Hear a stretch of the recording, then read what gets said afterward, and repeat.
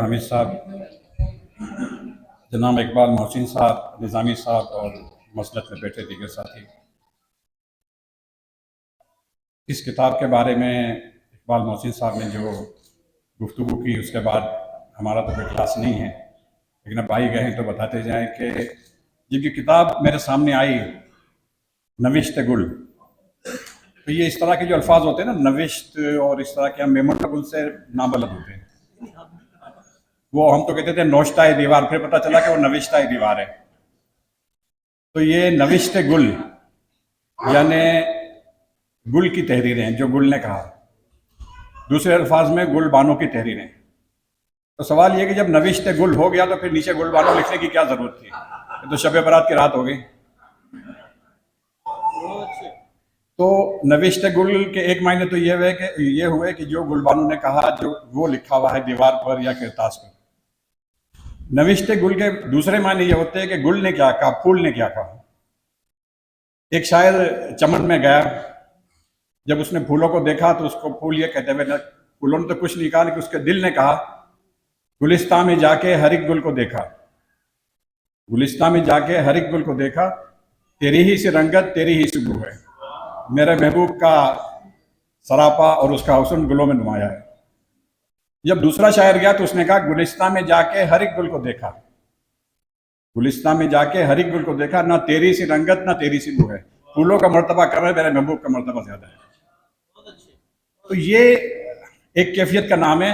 تو اس کتاب میں اچھا، اور جو گل نے کہا یعنی گل کی زبان، ہمارے دوست احمد حاتم صدیقی صاحب انہوں نے کتاب لکھی ہے پھولوں کی زبان، اس سے مراد اردو ہے۔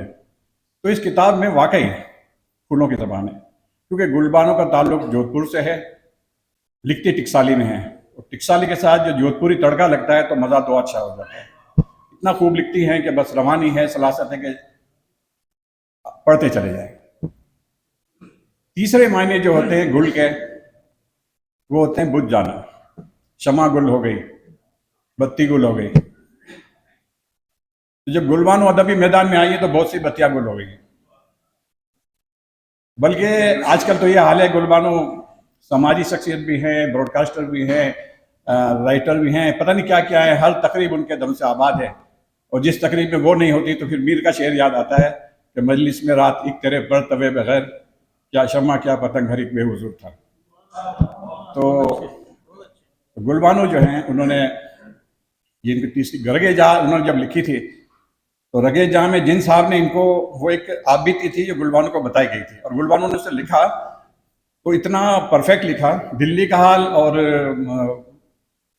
انہوں نے اس انداز میں لکھا کہ جو صاحب آئے تھے وہ بھی دل گئے، وہ باولے ہو گئے کہ ان کو سب دلی کے بارے میں کیسے پتہ چل گیا، وہ کہنے لگے کہ کئی صاحب نے چرائی یہ کہانی۔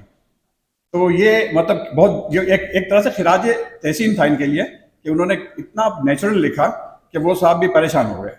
تو اس کتاب میں بھی جو ہے 3 چیپٹر ہیں۔ پہلا جو ہے وہ ہے کیا ہے وہ شجرات۔ شجرات کے جو معنی ہوتے ہیں وہ ہوتے ہیں ایڈیٹوریل، اداریہ۔ ایک اخبار کا ایڈیٹر ہوتا ہے، مدیر ہوتا ہے، اس کے سامنے ہر طرح کی خبریں آتی ہیں جن کو مرتب کرتا ہے، کچھ کو نکال دیتا ہے، کچھ کو، لیکن وہ ساری خبریں جو اس کے سامنے ہوتی ہے اس کی بنیاد پر وہ ایڈیٹوریل لکھتا ہے۔ وہ ایک طرح سے نچوڑ ہوتا ہے تمام خبروں کا، جو عام آدمی کے لیے متاثر کن ہوتا ہے، لیکن یہ ادبی ایک تاریخی دستاویز ہے جو برسہ برس کے بعد بھی آباد رہتی ہے۔ گلبانو نے جو شجرات لکھے ہیں وہ ہمارے حال کو دیکھ کے لکھے ہیں کہ کس طرح کا ہمارا معاشرہ ہے، کس طرح کے لوگ ہیں، اور چونکہ خاتون ہیں ان کے اندر ایک جذبہ ہے جسے ہم ممتا کا جذبہ کہتے ہیں۔ تو انہوں نے اس درد سے لکھا ہے نا کہ پوری قوم کو جو ایک پیغام دیا ہے کہ یوں نہیں اور یوں، اور خاص طور پہ مٹی جو ان کا وہ ہے، ہم میں سے میں سمجھتا ہوں کہ ہم میں سے ہر کوئی جو ہے سارے عطریات اپنی جگہ، ساری خوشبو اپنی جگہ، لیکن جب بارش ہوتی ہے اور مٹی کی جو خوشبو ہوتی ہے اس سے زیادہ اچھی خوشبو کوئی نہیں ہوتی۔ اور گلبانو نے اسی کا تذکرہ اسی جودھ پوری اور ٹکسالی میں کیا ہے، اور سمجھ لیجئے میلہ لوٹ لیا ہے۔ دوسرا ان کا جو ہے وہ ہے سفر نامہ۔ سفر نامہ جو ہوتا ہے ہمارے یہاں عموماً بیرون ملک کا لکھا جاتا ہے، اور بیرون ملک میں بھی جو ہمارے سے چاچے جاتے ہیں وہ لکھتے ہیں کہ وہاں ایک دوشیزہ تھی, وہ ایک حسینہ تھی, وہ باولی ہو گئی ان کے پیچھے, پورا ملک نامرد تھا, وہ چچا گئے تو بس وہ حسینہ ان کے ساتھ ہے. لیکن گل بانو کا جو سفر نامہ ہے وہ اپنے ہی وطن کا ہے.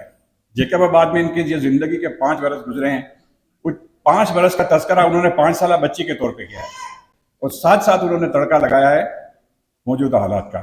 اور وہ ہم جب پڑھتے ہیں سفر نامہ تو ہمیں شعر یاد آتا ہے, مٹی کی محبت میں ہے معشوق تصروں نے, وہ قرض اتارے ہیں جو واجب بھی نہیں تھے. تو اس کے بعد تیسرا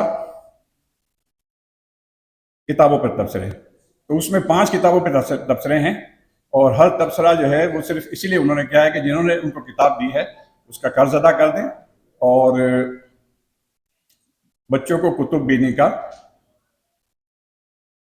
شوق دلائیں کہ کتب بینی. اس میں ایک کتاب کا, جس میں راکم کی کتاب کا تبصرہ ہے, وہ انہوں نے اتنا خوب تبصرہ کیا ہے کہ ہمارے عروس البلاد کی ایک روایت ہے کہ کوئی ہماری تعریف کرتا ہے تو ہم کہتے ہیں آپ کی پیپسی پکی, تو گل بانو کی پیپسی پکی. گل بانو کی نوشت گل میں نے دلچسپی سے پڑھی, گرچہ شذرات کی شکل میں ہے, لیکن وہ چاہتی تو اسے مضامین میں بدل سکتی تھی. ان کے 4 شذرے, جسے انگریزی صحافی پیسز کہتے ہیں, خوشی کا کلیہ, خوشی کا کمل, تمانیت اور شکر گزاری, ایک مکمل گٹھا ہوا مضمون بن سکتا ہے. کیونکہ خوشی کا کلیہ یہی ہے کہ وہ اندر سے پھوٹتی, اور کسی کی مدد کرنے سے جو تمانیت ملتی ہے وہ دیر پا خوشی ہے. اور اگر انسان شکر گزار رہے اللہ کا, اس کی نعمتوں کا, اور اس کے ان بندوں کا جن کے توسط سے وہ نعمتیں ملی, تو وہ مستقل خوشی ہے. گل بانو کی بہت سی تحریریں وہ ہیں جسے انہوں نے چھوٹی بات کا عنوان دیا ہے. چھوٹی باتوں میں بڑی بات پوشیدہ ہوتی ہے, لیکن یہ کہنے والے کو پتہ نہیں چلتا, اسے پڑھنے والے محسوس کر سکتے. اسپتال کے زمرے میں چلتے چلتے وہ لکھ گئیں, جسم میں جس چیز کا ٹیسٹ ہو سکتا تھا وہ سب کروا لیا گیا. پرائیویٹ اسپتالوں کا کچا چٹھا ایک جملے میں سمو دیا. میں اپنا تجربہ عرض کروں, بیگم کے پیٹ میں درد تھا, انہیں گیسٹرو کے اسپیشلسٹ کے پاس لے گیا. انہوں نے کہا انڈوسکوپی کروا لیجئے, دوسرے 80,000 میں کرتے ہیں, میں 50 میں کر دیتا ہوں. میں نے ڈرتے ڈرتے پوچھا, اگر انڈوسکوپی میں کچھ نہ نکلا تو پھر میں دوائیاں دے دوں گا. میں نے کہا بس وہی دوائیاں آپ مجھے لکھ دیجیے. بڑی بے دلی سے انہوں نے نسخہ لکھا اور بیگم سے مخاطب ہوئے, یہ بڑے میاں نہیں مان رہے ورنہ آپ کا آج ہی علاج ہو جاتا. گل بانو اپنے بچپن کو یاد کرتے ہوئے لکھتی ہیں کہ ہر گھریلو تقریب کی جان شوربے والا آلو گوشت ہوتا تھا.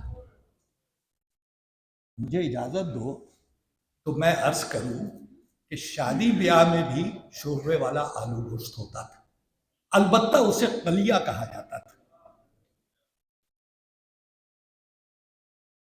گل بانو نے ایک مضمون ایک سیر آلو کے عنوان سے بھی لکھا ہے. فنا نظامی کانپوری ایک بہت بڑے شاعر تھے انڈو پاک کے, اور وہ یہاں کراچی بھی مشاعروں کے لیے آتے تھے.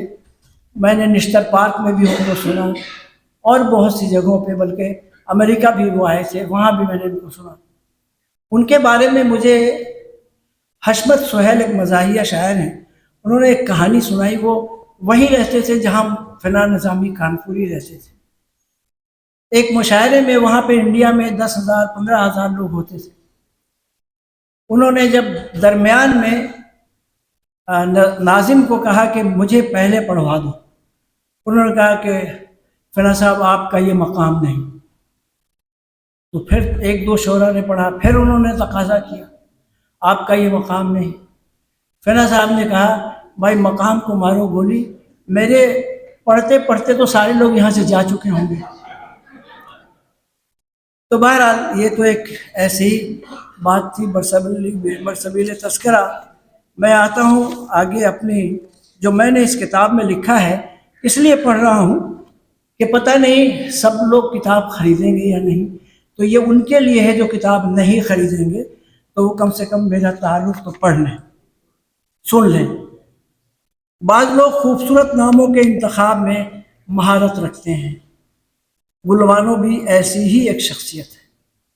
انہوں نے اپنے بچوں کے نام بھی بہت سوچ سمجھ کر رکھے ہیں. اپنی تخلیق کردہ کتابیں بھی اولاد کی طرح ہوتی ہیں. بہت عرق ریزی اور محنت سے تخلیقی مراحل سے گزرتی ہیں. جب منظر عام پر آتی ہیں تو خالق کو اندر سے جو خوشی ہوتی ہے اس کا صرف اندازہ ہی لگایا جا سکتا ہے. گلبانو کے ناول کا نام رگ جاں ایک خوبصورت نام ہے. اس نام سے ادب، شاعری اور رومان پرور کہانی کا ایک دم سے اندازہ ہو جاتا ہے. پھر ان کی ایک اور کتاب منظر عام پر آئی. اس میں معروف دانشوروں، شاعروں، افسانہ نگاروں وغیرہ کے انٹرویوز ہیں. دلچسپ بات یہ ہے کہ اس میں شامل اکثر انٹرویوز ان شخصیات سے بالمشافہ نہیں لیے گئے بلکہ الیکٹرانک میڈیا کا فائدہ اٹھاتے ہوئے لیے گئے. سرورق پر موجود ان شخصیات کو دیکھتے ہی کتاب پڑھنے کو بے اختیار جی مچل جاتا ہے. پوچھا ہے دانش، کتنا خوبصورت نام ہے. اب آئیے تیسری کتاب جو آپ کے ہاتھوں میں ہے، یعنی نوشت گل. واہ واہ، اس کا نام نوشتہ دیوار ہوتا تو آپ اسے پڑھے بغیر ایک طرف رکھ دیتے کہ 2 الفاظ پر مشتمل یہ محاورہ ہمارے معاشرے میں اس قدر عام ہے کہ اسے بغیر پڑھے ہی سب کچھ سمجھ میں آ جاتا ہے. نہ جانے گل نے مجھے اس کتاب پر لکھنے کو کیوں کہا. میں نے سوچا رسماً کہہ دیا ہوگا. میں تو نہ شاعر، نہ افسانہ نگار، نہ ادیب. اس لیے خاموش رہا کہ وہ آگے بڑھ جائیں گی اور لوگوں سے لکھوا لیں گی، میری جان چھوٹ جائے گی. مگر ایک دن انہوں نے مسودہ ارسال کر دیا. تھوڑے عرصے بعد تقاضا بھی آ گیا. میں نے سمجھا کہ آپ کی یہ تیسری کتاب ہے اور میں 12 برسوں میں صرف 2 کتابیں ہی لکھ سکا. یہ ایک اور کارنامہ ہے ان کا. میں چونکہ ایک ایسے پروگرام میں میزبانی کرتا ہوں کہ جس کی اب یہ کو ہوسٹ ہے. انہوں نے ایک نہ سنی، میں نے بہت اعتراضات، بہت ہی عذر پیش کیے تو مجھے اندازہ ہو گیا کہ گلبانو واقعی دھن کی پکی ہے. گل سے میری پہلی بنفس سے نفیس ملاقات چند مہینے پہلے کراچی کی ایک تقریب میں ہوئی. میرا تاثر یہ تھا کہ ایک خاموش طبع اور سنجیدہ مزاج کی حامل لکھاری ہے، مگر جیسے جیسے گرہیں کھلتی گئیں راز بھی کھلنے لگے کہ ان کے مزاج میں شوخی بھی ہے اور مزاح بھی ہے. ٹھہر ٹھہر کر گفتگو کرنا اور کوئی ایسا جملہ کہہ دینا کہ پہلے تو آپ ایک دم سے رکیں گے اور پھر سمجھیں گے کہ یہ کیا کہہ گئیں، مگر شگفتگی میں کہیں کوئی پھکڑ پن نہیں جھلکتا. سنجیدہ گفتگو کے دوران بھی مزاح سے بھرپور ان کا ایک جملہ پوری محفل کو زعفران زار بنا دیتا ہے. ہزاروں میل دور رہ کر بھی میں گلبانو کی شخصیت، ان کی تحریروں اور گاہے گاہے ان کی گفتگو سے بہت کچھ سیکھتا رہتا ہوں. یہ اعتراف میں کر رہا ہوں سب کے سامنے. نوشت گل میں صرف شذرات ہی نہیں بلکہ مکمل اور نصیحت آموز مضامین بھی شامل ہیں. بقول مصنفہ یہ ان کی پہلی کتاب ہونی چاہیے تھی. اخلاق صاحب اس کو نوٹ ضرور کریں گے. یہ ان کی پہلی کتاب ہونی چاہیے تھی مگر باوجوہ تیسری کتاب بنی. ایسا لگتا ہے کہ اپنی اس کتاب کو یہ اپنی پہلی محبت کے طور پر سامنے لائی ہیں، اور میں اس سلسلے میں شکریہ ادا کروں گا جناب میران جامی صاحب کا اور اپنا بھی کہ ہم نے ان کو بار بار تلقین کی، ترغیب دی کہ ان تحاریر کو جو کہیں مختصر، کہیں نامکمل، کہیں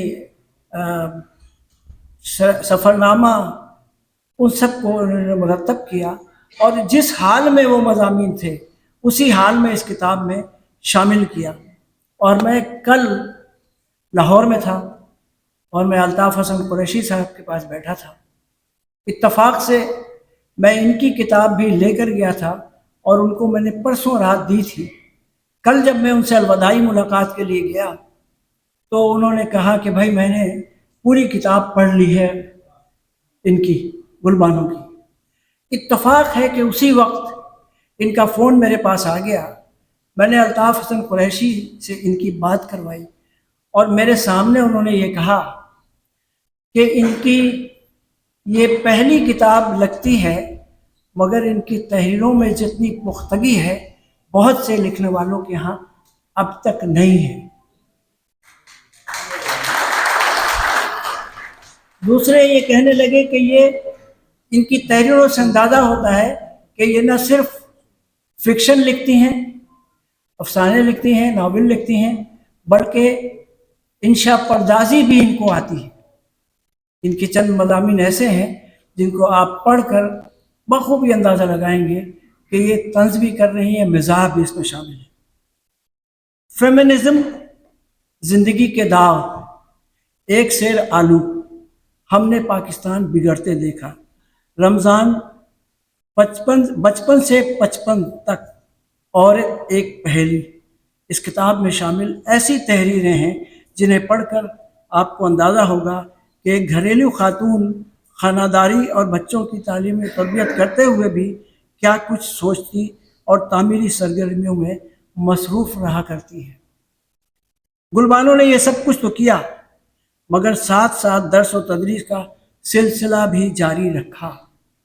یہ بڑی بات ہے کہ گھر میں بچوں کی بھی تربیت کی جائے اور باہر کے بچوں کو تعلیم و تربیت دی جائے، اور یہ کارنامہ ان کے کریڈٹ میں ہے۔ اس کتاب میں ایک دلچسپ اور مختصر سفر نامہ بھی ہے۔ گلبانو نے یہ سب کچھ تو کیا مگر ساتھ ساتھ درس و تدریس کا سلسلہ بھی جاری رکھا۔ ماحول کو صاف ستھرا رکھنے کے لیے شجرکاری مہم بھی چلائی اور مستحق لوگوں کی مدد کے لیے کام بھی کرتی رہی ہیں۔ اس لحاظ سے نوشت گل میں شامل مضامین میں سے بہت سے سبق اور نصیحت آموز بھی ہیں، اور تحقیقات سے بھرپور بعض چھوٹی اور نامکمل تحریریں ایسی بھی ہیں جو اس بات کا پتہ دیتی ہیں کہ جب گلبانو نے باقاعدہ طور پر لکھنا بھی شروع نہیں کیا تھا ان کا ذہن کس طرح مثبت کام کرتا تھا۔ زندگی کے ایسے دور میں لڑکیاں اور لڑکے دل و دماغ میں کیا کیا اور کس کس طرح کے تانے بانے ملاتے رہتے ہیں، مگر گل کو تو ایک بڑا ناول و افسانہ نگار بننا تھا۔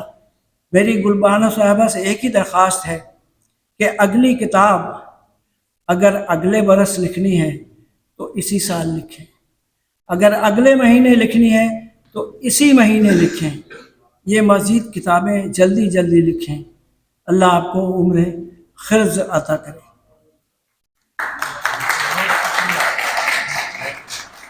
ایک بات میں اور کہتا چلوں، وہ کہ یہ تعارفی تقریب ہے، اس میں نقادانہ گفتگو نہیں ہونی چاہیے۔ جامی صاحب مجھے بہت کچھ سکھاتے ہیں، وہ کہتے ہیں کہ جب کتاب کی تقریب ہو رہی ہو تعارفی تو آپ کو جو مثبت پہلو ہے اسی کو سامنے لانا چاہیے، منفی پہلو کو تنقیدی نشست میں بات کرنی چاہیے، اور یہ بات درست ہے۔ رب اشرح لی صدری ویسر لی امری واحلل عقدۃ من لسانی یفقہوا قولی۔ جناب صدر ڈاکٹر اقبال محسن صاحب اور تمام مسند نشین صاحبان اور حاضرین محفل، السلام علیکم۔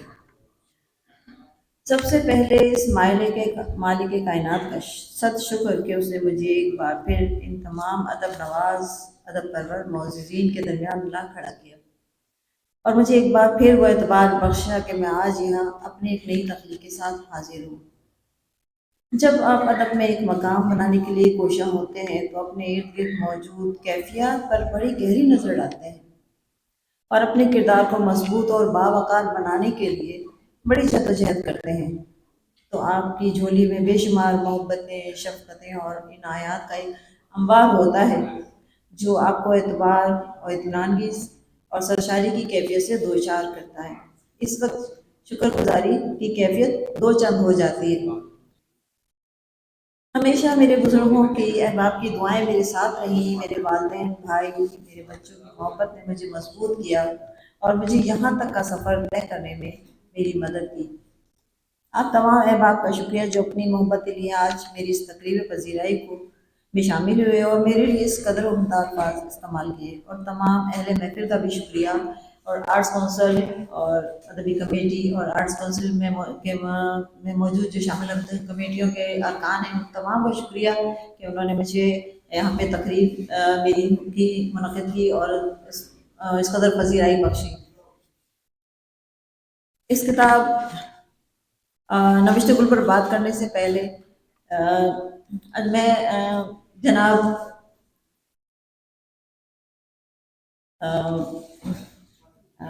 کیا نام ہے، اخلاق احمد صاحب کو ایک بات بتانا چاہتی ہوں کہ میری اصولاً یہ میری پہلی کتاب ہونی چاہیے تھی، کیونکہ اس میں میری ابتدائی تحریریں ہیں جس کا میں نے ذکر بھی کیا ہے اس میں، کہ جب میں جو سوچتی تھی اور مجھے نہیں لگتا تھا کہ قابل اشاعت ہیں لیکن میں لکھتی تھی، تو اس وقت یہ تحریریں مجھے قابل اشاعت نہیں لگتی تھی، بس میں لکھا کچھ بھی جو ذہن میں آیا فیس بک پہ ڈال دیا، کبھی اخبارات میں بھیج دیا۔